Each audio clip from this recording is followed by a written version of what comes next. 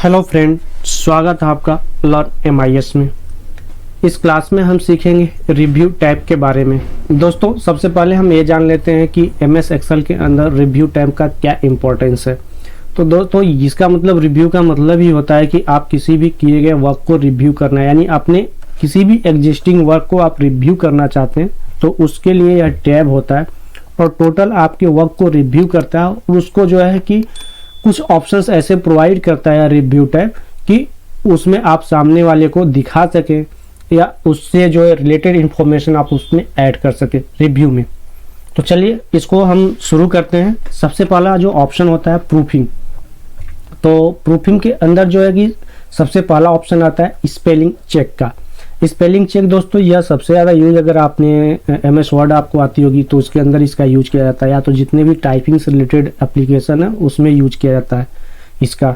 इसलिए यूज किया जाता है कि क्योंकि दोस्तों यह क्या होता है कि जैसे आप डेटा एंट्री का काम कर रहे हैं, टाइपिंग का वर्क कर रहे हैं, तो उसमें कई बार ऐसा होता है ना कि आपकी टाइपिंग स्पीड अच्छी है बट एक्यूरेसी आपकी प्रॉब्लम है, यदि कई बार स्पेलिंग मिस्टेक्स हो जाते हैं तो आपको पता नहीं होता। आपने बहुत सारे ऐसे लंबे सेंटेंस या लंबे पैराग्राफ लिख दिया, आपने लंबा डेटा एंट्री कर दिया है, तो उसमें आप एक एक शब्द को कैसे सर्च करेंगे? तो स्पेलिंग चेक के माध्यम से आप इसको सही कर सकते हैं। तो कैसे सही करेंगे? सबसे पहले आप देखिए, आप स्पेलिंग चेक पे जाइए, यहाँ पे क्लिक करिए। तो इस पे क्लिक करने से पहले दोस्तों देखिए, मैंने अपने कर्सर को यहाँ पे रखा था, तो ये क्या बोल रहा है, do you want to continue checking at the beginning of the sheet.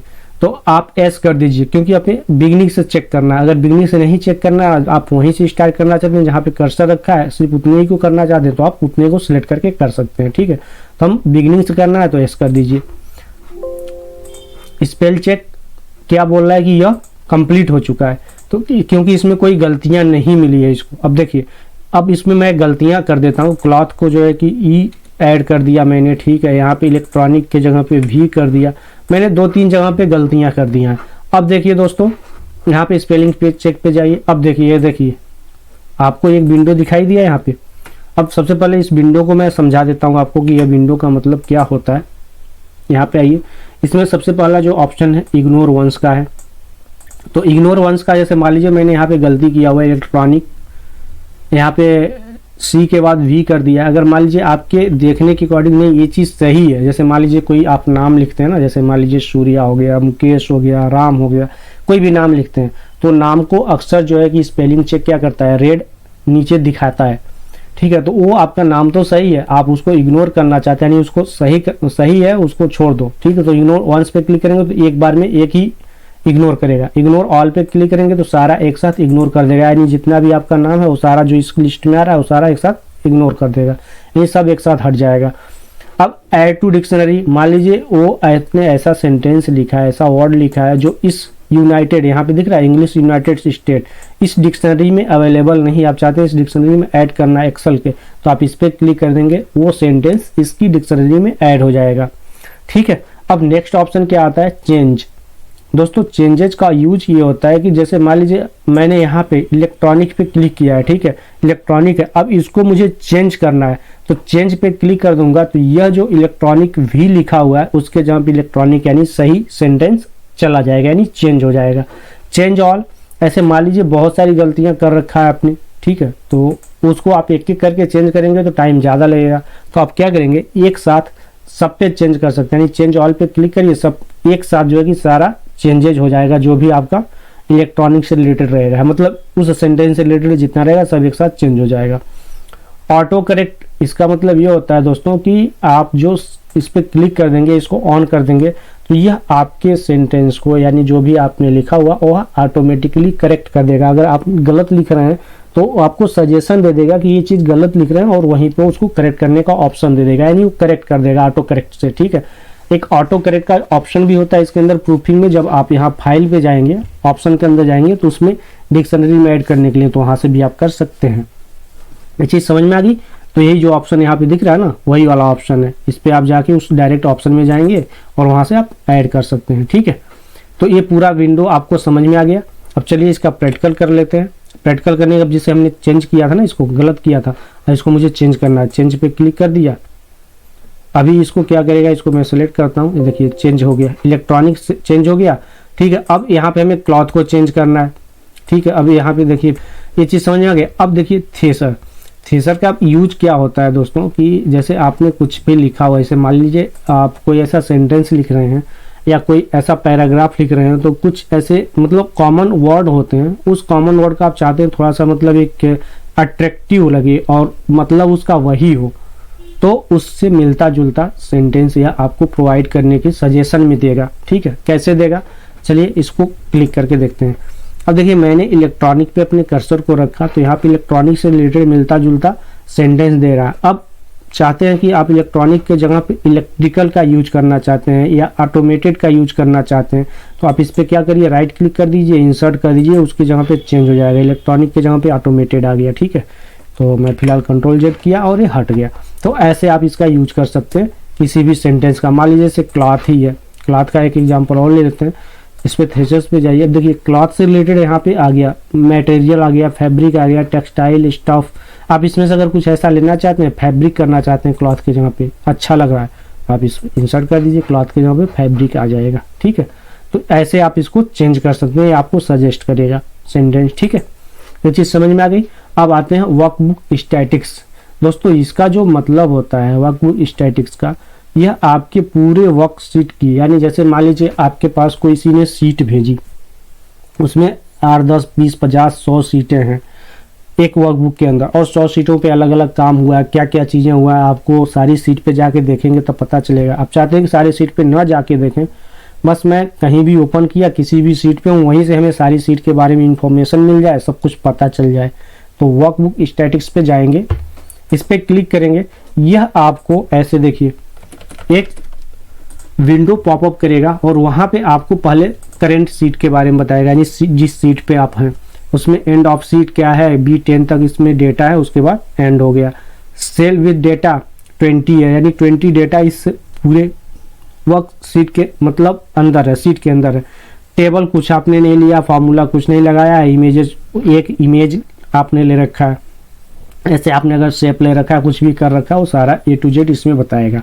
अब देखिए उसके नीचे दिखा रहा है वर्कबुक, वर्कबुक में सीट्स दिखा रहा है 4 है, सेल्स विद डेटा इतना 664 है, टेबल आपने एक ले रखा है, फार्मूला आपने कुछ नहीं लगा रखा है।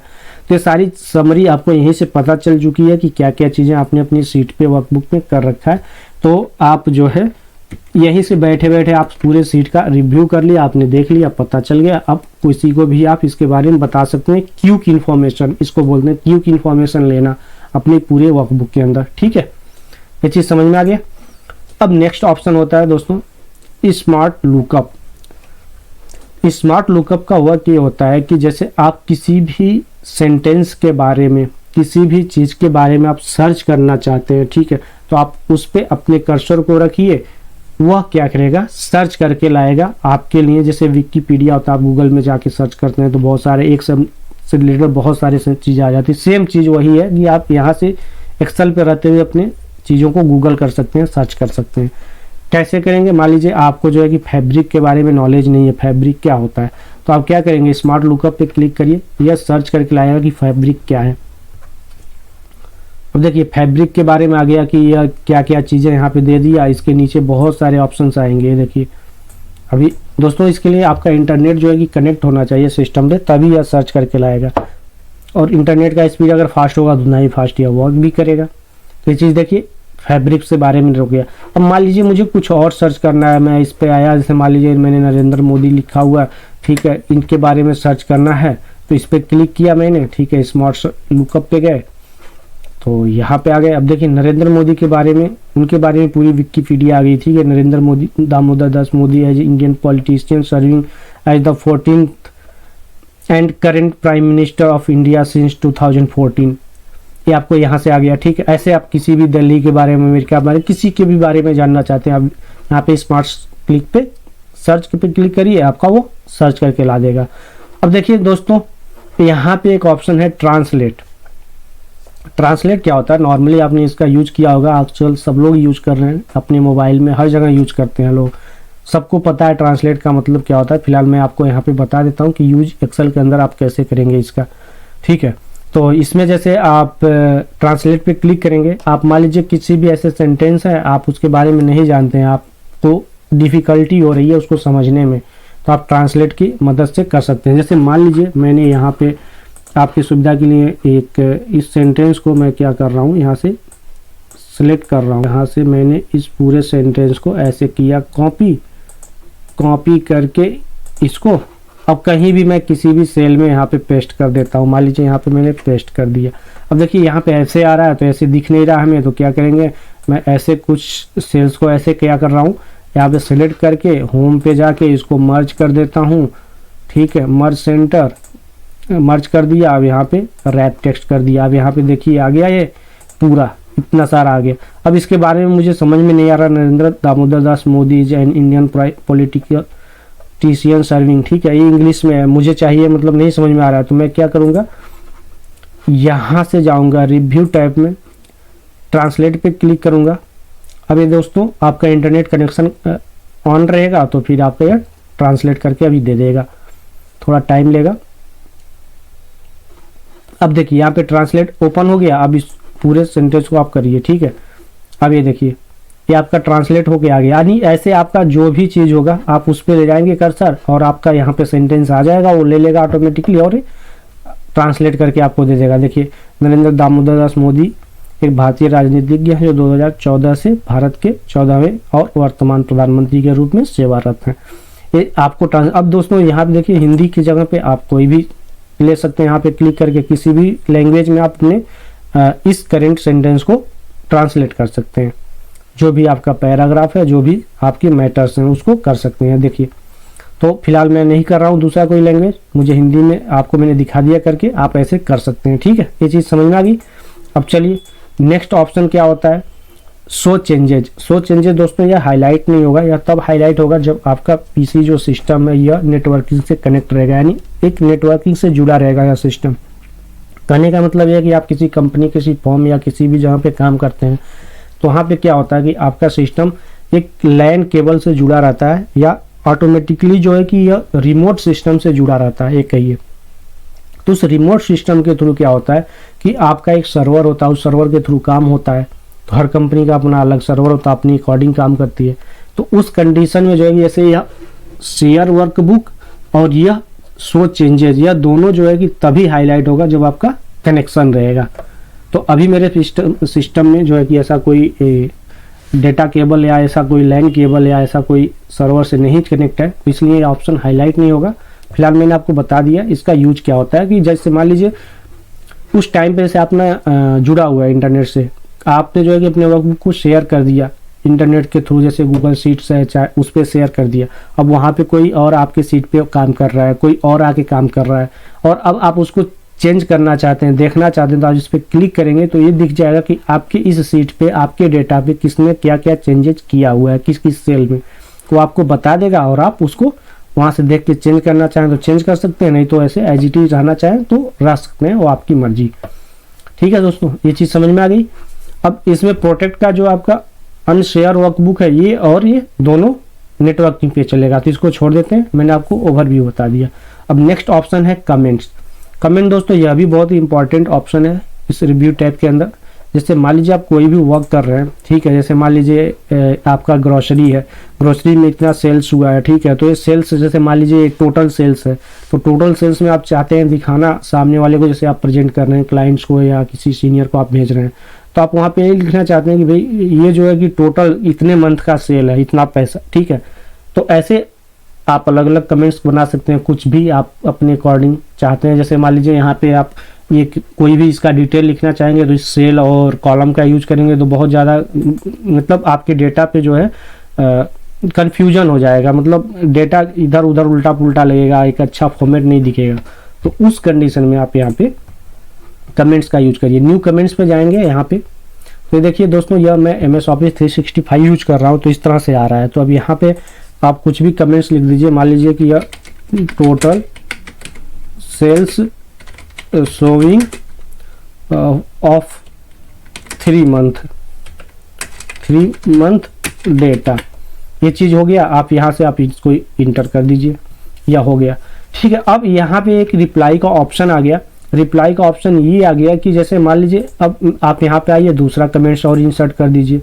दूसरा comments, this is also sales report of 3 month. अब मंथ का नाम भी डालना चाहें जैसे कि जैन, फेब, मार्च। अब आपको ये है कि आपने इसके अंदर जो है कि आपने एक चीज़ बता दिया सामने वाले को कि ये जो डेटा है यह 3 मंथ का पूरा टोटल डेटा है, आपने यहीं पे दर्शा दिया। ठीक है, 2 कमेंट्स आपने कर दिया। अब देखिए दोस्तों, अब जो सामने वाला है इस पे जब जाएगा तो उसको एक ऑप्शन मिलेगा रिप्लाई का। यहाँ पे वो क्या करेगा, वो चेक करेगा, चेक कर लेगा सब कुछ ओके रहेगा तो यहाँ पे अपना जो है कि अपना ओवरव्यू, अपना पॉइंट्स ऑफ व्यू यहाँ पे आपको रिप्लाई में बता सकता है। ठीक है, जब वो वापस अगर आपको सीट सेंड करता है या सेव करता है, देता है, जो भी XYZ है। ठीक है, तो यहाँ पे वो अपना डाल देगा और ओके कर देगा। मान लीजिए ठीक है, this is okay, this is okay, अब उसने कर दिया यहाँ पे। ठीक है, अब उसका रिप्लाई आ जाएगा, उसका नाम यहाँ पे आ जाएगा। ठीक है, ऐसे करके इस पे कन्वर्सेशन भी चल सकता है, क्योंकि ये ऑप्शन जो है कि पहले 365 से पहले जितने भी वर्जन है जैसे कि 2010 हो गया, 13 हो गया, 7 है, तो ये फैसिलिटी नहीं थी कमेंट्स के अंदर। ये फैसिलिटी आपको जो है कि लेटेस्ट वर्जन जो है आपका 2021 2019 आया है, इसमें आपको ये मिलेगा। ठीक है, ये चीज़ समझ में आ गया। अब देखिए इसमें जो है कि प्रीवियस कमेंट, इस पर आप क्लिक करेंगे तो प्रीवियस कमेंट्स पे यानी पहले कमेंट्स पे चले गए। ठीक है, नेक्स्ट कमेंट्स पे क्लिक करेंगे यानी जितने भी आपने कमेंट्स इंसर्ट किया हुआ सारे कमेंट्स पे आप इधर से उधर मूव कर सकते हैं इसका यूज करके। ठीक है, अब यहाँ पे एक ऑप्शन है शो कमेंट्स, इस पर आप क्लिक करेंगे तो आपका सारा कमेंट जो है कि एक साथ शो करेगा। अब ये देखिए सारा कमेंट्स आपका एक साथ शो करने लगा, जितने भी कमेंट्स है, जितना भी रिप्लाई हुआ है, जो भी कुछ हुआ XYZ यहाँ पे देखिए शो कर रहा है। अब इसको यहाँ से क्लोज कर दीजिए, यहाँ से हट जाएगा। अब किसी भी कमेंट्स को आप जो है कि रिमूव करना चाहते हैं तो उस पर आप कर्सर रखिए, आप क्या करिए डिलीट कमेंट्स पे जाइए, डिलीट कमेंट हो जाएगा आपका।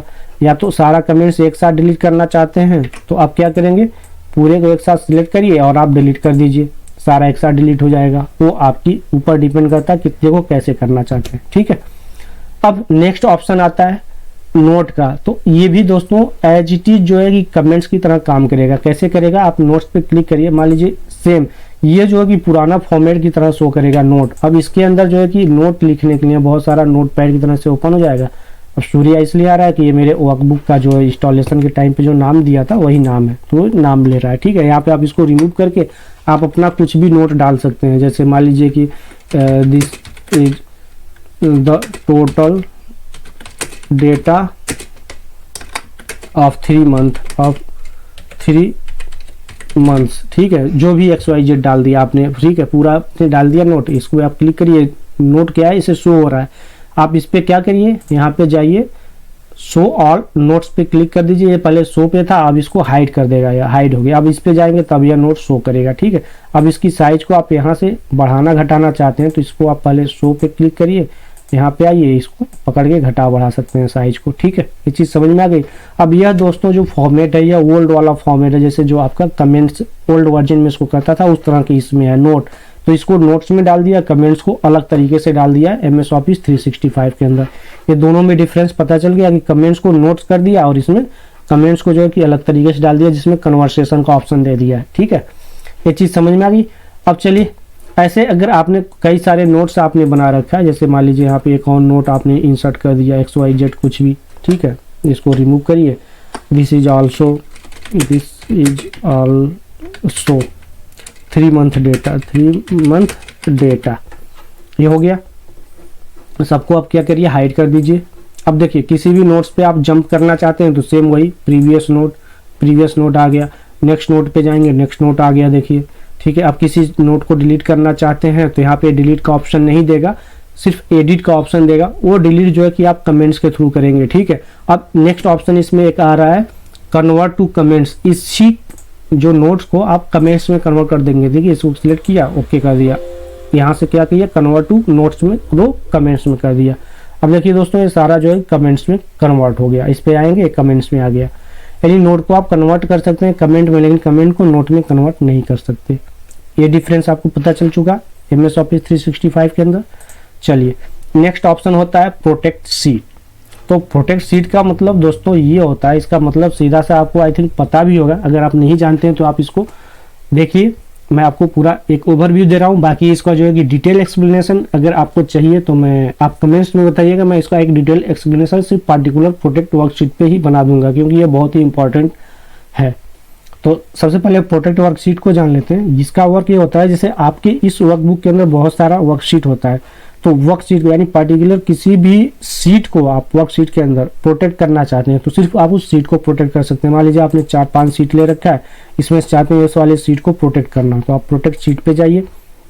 नॉर्मल आपका क्या टिक आएगा, प्रोटेक्ट वर्कबुक एंड ये आएगा कंटेंट्स ऑफ लॉक सेल्स, ठीक है। ये ऑटोमेटिकली 2 सेल जो है कि टिक आएगा। आप इसमें चाहते हैं और भी सारी चीज़ों को टिक करना तो आप कर सकते हैं, जैसे कि इंसर्ट कॉलम कोई इंसर्ट ना कर पाए, फॉर्मेट सेल ना कर पाए, तो सारे को टिक कर देंगे तो वो काम आपकी इस वर्कशीट पे कोई नहीं कर पाएगा। बाकी नॉर्मली आप लॉक सेल पे ही रहने दीजिए, कोई दिक्कत नहीं है। 1-2 मैंने पासवर्ड डाल दिया, ओके कर दिया।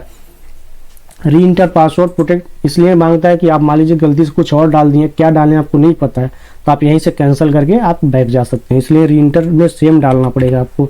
ओके कर दीजिए। अब यह सीट क्या हुआ, प्रोटेक्ट हो गया। अब देखिए दोस्तों, कहीं भी आप क्लिक करिए, आप कुछ भी लिखने की कोशिश करिए। देखिए मैं लिखने की कोशिश कर रहा हूँ, एक मैसेज दे रहा है, the cell or chart you are trying to change is on a protected sheet, ठीक है। अब इसको अनप्रोटेक्ट करना चाहते हैं, इस पे जाइए, वही सेम पासवर्ड डाल दीजिए जो आपने डाला था, यह क्या होगा, प्रोटेक्शन हट जाएगा। अब आप यहाँ पे कुछ भी लिखिए, लिख सकते हैं। ये चीज़ समझ में आ गई। दूसरा ऑप्शन है प्रोटेक्ट वर्कबुक। इसको आप जो है इसके थ्रू आप पूरे वर्कबुक को प्रोटेक्ट कर सकते हैं। यहाँ पे कुछ नहीं करना आपको, बस एक पासवर्ड देना है, ओके कर दीजिए, यहाँ पे कर दीजिए।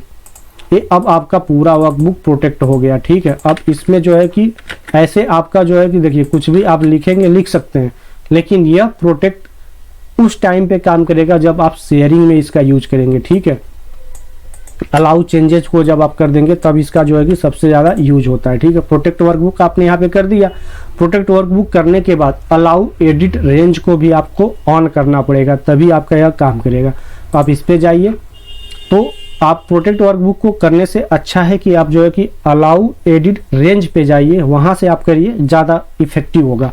कैसे होगा, जैसे अभी मैंने आपको करके दिखाया ना, यहाँ पे किया और यहाँ पे मैं नोट कर रहा था, लिख रहा था किसी भी वर्कशीट पे, लेकिन अभी नहीं लिख पाएंगे आप। यहाँ पे आइए, न्यू पे जाइए।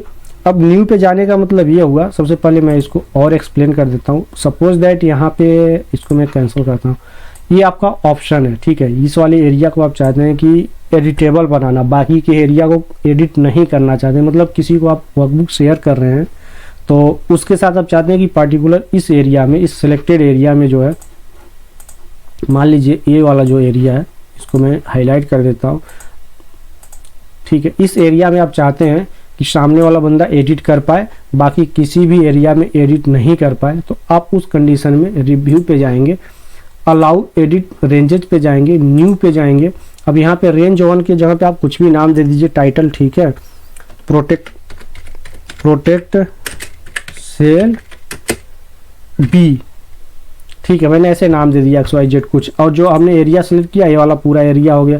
यहाँ पे अब रेंज को पासवर्ड प्रोटेक्ट करना है, यानी इस रेंज को पासवर्ड प्रोटेक्ट हमें देना है तो ठीक है, नहीं देना है तो हम यहाँ से ओके कर सकते हैं। बट फिलहाल मैं इसको कर देता हूँ 1-2, इसका रेंज दे दिया, ओके कर दिया।